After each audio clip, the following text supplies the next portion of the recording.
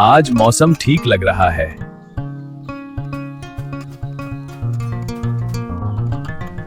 अरे भाई, ये बादल मीटिंग कर रहे हैं क्या? ओए बडाल, इतना पास क्यों आ रहे हो?